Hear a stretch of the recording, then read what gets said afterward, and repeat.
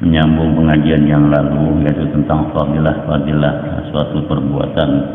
Sekarang fadilah tentang suatu perbuatan seseorang yang membaca istighfar. Sebelum dijelaskan lebih jauh dalam hadis Nabi, kullu bani Adam khata'un, seluruh anak Adam, seluruh manusia itu bersalah. Wa khairul khata'in, sebaik-baik orang yang mempunyai salah, tawwabun, segera bertaubat. Nah, jadi kita ini tidak luput daripada salah dan dosa. Karena al-insanu mahalul khata' wan nisyan. Manusia itu tempatnya salah dan lupa, gitu ya. Jadi selalu kita harus beristighfar kepada Allah Ta'ala, memohon ampun. Cuman yang namanya perbuatan-perbuatan amal baik pasti sangat berat, walaupun kalau kita lihat istighfar cuma tulisannya pendek. Cuman untuk melakukannya itu sangat-sangat berat, karena dibutuhkan kecintaan dan iman kita.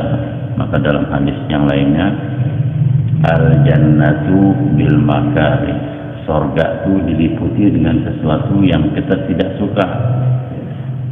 Jadi sesuatu yang kita nggak suka, ya bawaannya malah gitu ya. Karena surga diliputi dengan tiada ada gairah. Seperti contoh ngaji lah, datang ke sini, nggak ada gairahnya, karena nggak ada nafsu syahwat birahinya. Itu di dalam menempuh surga. Tapi an-naru, neraka itu bisyahwati. Neraka itu diliputi dengan sesuatu yang membuat nafsu kita, birahi kita. Seperti yang tahu sendiri kalau yang lain-lainnya, yang namanya neraka itu cepat, walaupun nggak diundang juga nongol gitu ya. Begitu dengar musik kayak di depan seumpama gitu, langsung cepat gitu. Itulah perbedaannya.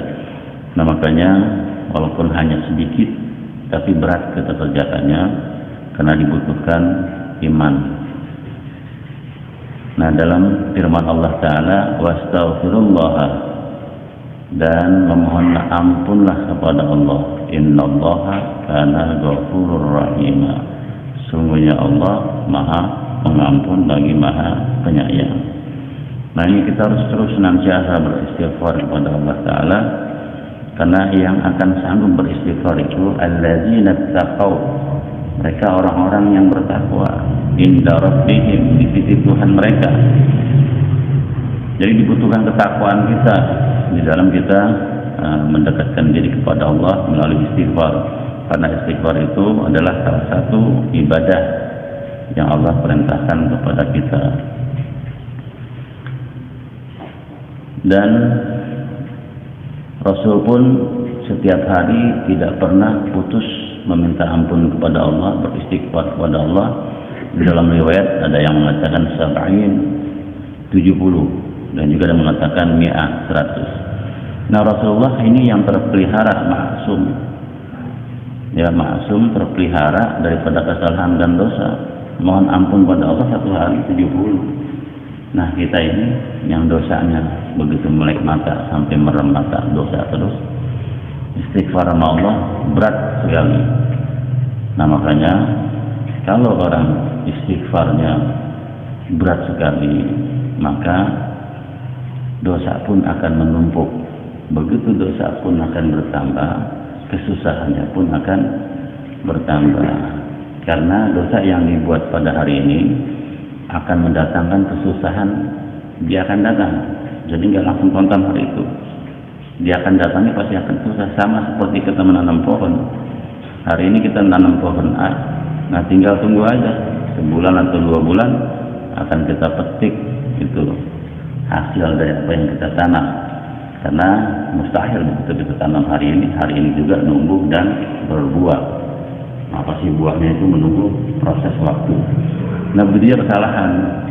Kalau kesalahan kita buat hari ini dan akan kita petik nanti, baik 1 bulan, 2 bulan, 3 bulan akan datang, kita akan merasakan itu apa yang telah kita perbuat. Nah, sekarang harus kita lazimkan istighfar itu. Jadi bukan hanya di mulut saja. Jadi begitu kita istighfar, di akal kita juga harus ingetin. Kita minta ampun pada Allah. Di hati pun sama. Ingetin dosa dan kesalahan kita. Insya Allah diampuni sama Allah Ta'ala. Dan jangan diingat-ingat itu segala kebaikan yang kita perbuat. Sekecil apapun perbaikan yang sudah kita buat, jangan pernah kita ingat-ingat. Jadi yang harus kita ingat seperti kesalahan kita. Nah, istighfar ini seperti api yang memakan kayu.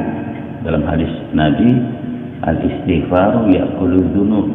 Sesungguhnya istighfar itu memakan dosa-dosa, menghapuskan. Kama ta'kulun nar al-qatabul yabis. Bagaimana api yang melahap kayu, hangus semua jadi arang.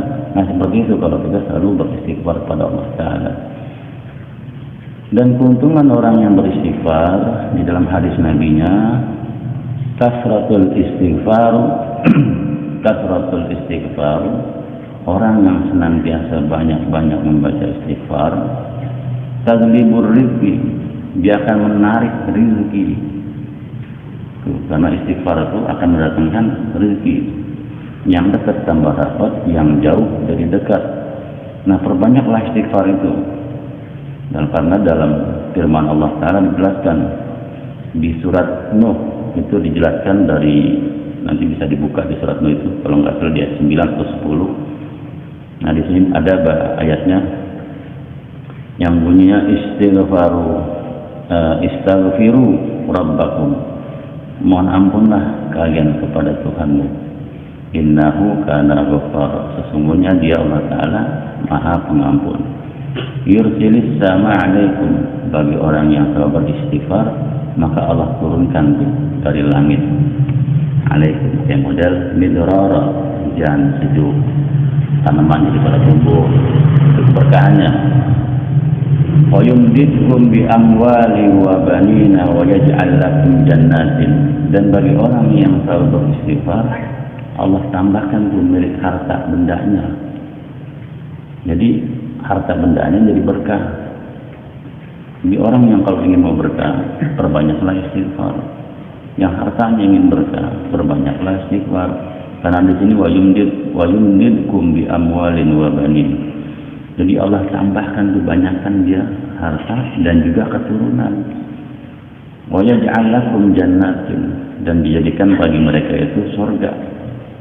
Wa yaj'al lakum anhara, dan jadikan baginya itu taman-taman dan juga sungai-sungai. Jadi surga nanti itu ganjarannya. Nah, di dunianya Allah turunkan dari langit itu hujan berkah. Terus Allah jadikan harta bendanya itu berkah. Allah jadikan anaknya juga berkah. Nah, makanya langgengkan istighfar.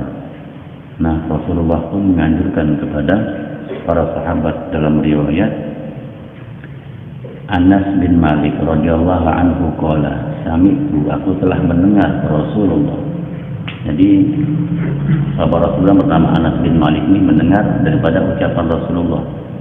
Yaqulu, Rasulullah berucap, idza shallaitumus subhi, ketika datang sholat subuh, kita ini sudah selesai sholat subuh, fa'aksiru, maka perbanyaklah minal istighfar, membaca istighfar. Faqulna ya Rasulullah. Terus sahabat Rasulullah bertanya, maka apa sih yang harus dibaca? Alimna syai'an, ajarkanlah pada kami sesuatunya, maksudnya istighfar tersebut. Faqala, maka Rasul berkata, qulu, nah bacanya seperti ini, Allahumma inna nastaghfiruka wa natubu ilaika min kulli dzambin alimnahu aw lam na'lamhu fi lailin aw nahar.